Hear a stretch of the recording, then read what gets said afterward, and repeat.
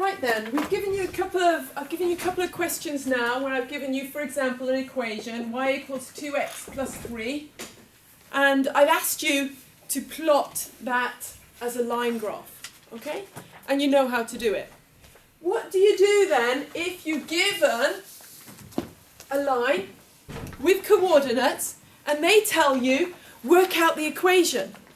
So now we're going to go backwards. Now the only thing we have here, we have two lines, the blue line and the red line. And we're going to use our math skills to work out what equation could this line be represented by.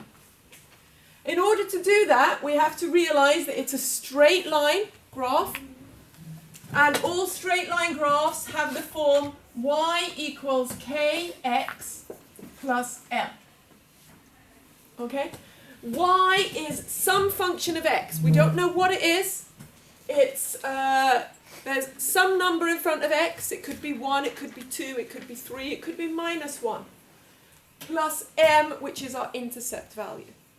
So the k in this equation here always stands for the gradient. Okay? And that's how steep the line is. If it's a very shallow line, you're going to get a very small number in front of x, 0.1, 0.01. If it's exactly the same as x, 1 is 10 centimeters here and 1 is 10 centimeters here, then it's going to go right in the middle. And then as it gets steeper and steeper and steeper, the number in front of x is going to get higher. So how steep the graph, the larger number here, the steeper the graph will end up being, the line, okay? So that's what the k means.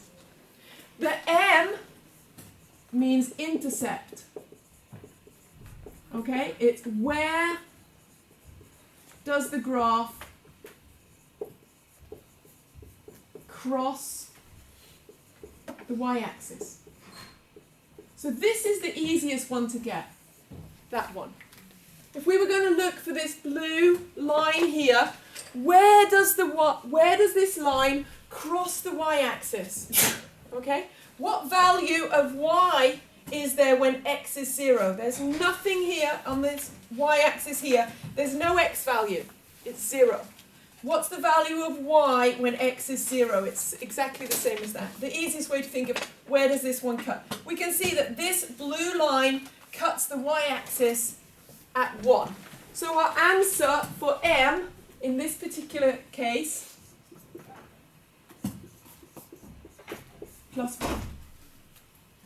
This line cuts the y-axis at 1, so we know that plus m is going to equal plus 1. Okay, how do we get the gradient then? Well, the gradient is how steep is this line. So we need to find some really good points on our graph and divide the rise over the run. The rise is how high it goes up as you rise. The run is how long you run horizontally. Okay? So let's take some nice easy points from our graph.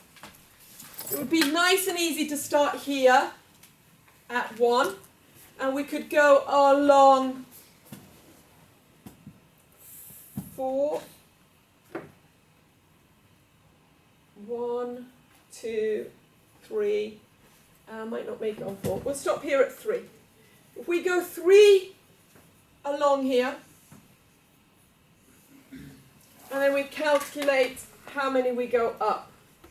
For those 3 we go along. We have to make sure that our line is nice and perpendicular here. We go up to 7 up there. So the coordinate here is 3, 7. This is the point that I'm going to be measuring my gradient from. And the coordinate down here is 0, 3. 1, 3.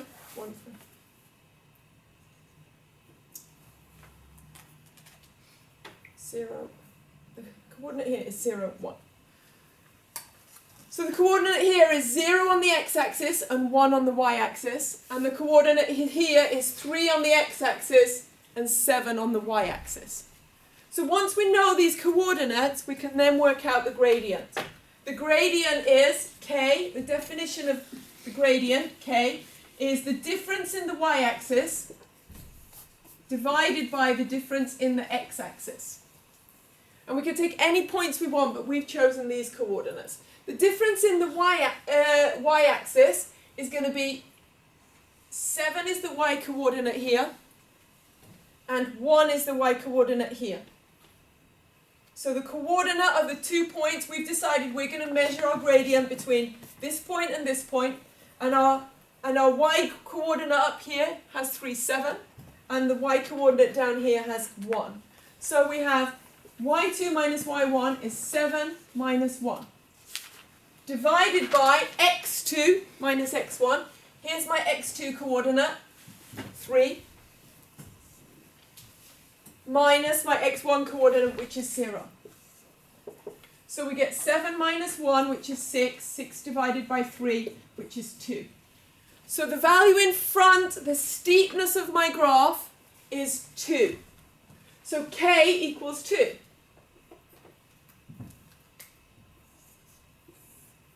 So I now have an equation for this graph. I now know, and what does this steepness mean? Well, it means for every 1 I go across in x, I go up 2. So I go 1 across in x, and I go up 2. And I go 1 across in x, and I go up 2. So it means that my value of in front of x is 2. It means I've got, for every 1 in x, I go up 2 in y. So therefore I have the number 2 in front of my x. So my value of the equation of this line is y equals 2x plus 1. The 2 we get for how steep the graph is, the rise over the run. So if we look here, instead of using our coordinates, we can just count how many steps did I move along in the x direction? 3. How many did I move, and this is my run. So my run is 3. How many did I move up in my y direction? 1, 2, 3, 4, 5, 6. I moved up 6. So my gradient is the rise over the run, 6 divided by 3. So there's lots of different ways you can work that one out. If we were to look here at the red coordinate there, the red line, and do the same thing. So we now know, we've worked out using our math skills, that this graph is the same as the graph y equals 2x plus 1. Now we're going to do the same thing for the red line. What do we know about this equation, y equals kx plus n? Well, the first thing we can see, where does this line cut the y-axis? That's going to give me my m value. Well, it cuts the y-axis at minus 1. So we get plus minus 1, which is going to give us minus 1. Now we have to work out how steep this graph this is. So we decide, okay, let's take some points here.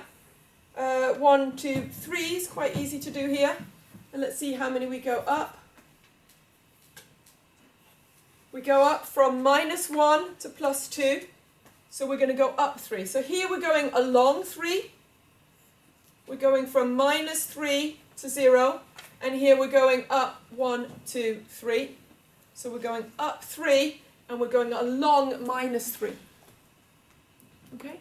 So we're going minus 3 along. So let's see what our gradient ends up being if we use y2 minus y1 over x2 minus x1. Our coordinate here, we're taking our gradient between this point and this point. So let's put the coordinates in, it makes it quite easy. Our coordinate here will be minus 3 and 2. And our coordinate down here will be 0 and minus 1. So our our y coordinate, let's call this one y2 and we'll call this one y1. y2 minus y1 is going to be, our y value here is 2. 2 minus 1.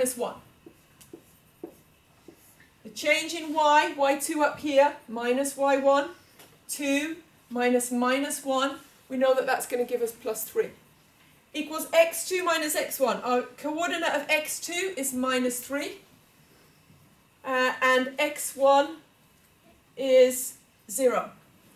Minus 3 minus 0. So on the top we're going to get 2 minus minus 1, that's going to be 2 plus 1, we're going to get 3. 3 divided by minus 3. So it's going to give us minus 1. So the steepness of our graph is minus 1. So the number that k, we've now worked out that k is the gradient of the graph, how steep it is, divided by how long it is, rise over run, which ends up as being 3 divided by minus 3, which is minus 1. So we know that this graph can be represented by the formula y equals minus 1 x minus 1, which we would write as minus x minus 1. We should have recognized from last week that any graph with this type of downward slope like this always has a negative number in front of the x factor. That means it's a negative gradient. Whereas any line going upwards in this direction, climbing up the mountain, always has a positive number. So that's how we would calculate any slope that they give you. You can actually use that slope to work out the equation of that line. Let's check that we've done it right and got the right formula. We now know that the red graph has the formula y equals minus x minus 1. Let's take 3 values of x that are quite simple. Let's take what value of y should we have when x is 0, 1 and 2, and work out what y should be. If we've got our equation right, it should work correctly to go backwards. Okay, when x is 0, y is going to be x is equal to minus 0 minus 1, which is minus 1. When x equals 1, we'll have minus 1 minus 1, so it should be minus 2. And when x equals 2, we'll have minus 2 minus 1, so y should be minus 3. So when x is 0, is y minus 1? Yes, it is. When x is 1, is y minus 2? Yes, it is. And when x is 2, y should equal minus 3, which if we extend that down, we can see that it's true. So we've just proven that we've got the right equation there, because everything fits in with our line. And we could do the same thing on the other one as well. Y equals 2x plus 1. Let's take some simple values of x, 0, 1 and 2, and y equals 2x plus 1. 2 times 0 plus 1 would be 1. 2 times 1 plus 1 would be 2 plus 1, which would be 3. And 2 times 2 would be 4 plus 1 is 5. So when x is 0, does y equal 1? Yes, it does. When x equals 1, does y equal 3? Yes, it does. And when x equals 2, y should equal 5? Yes, it does. So you can use that method afterwards to check that you've got it right by checking those simple points off your graph as well.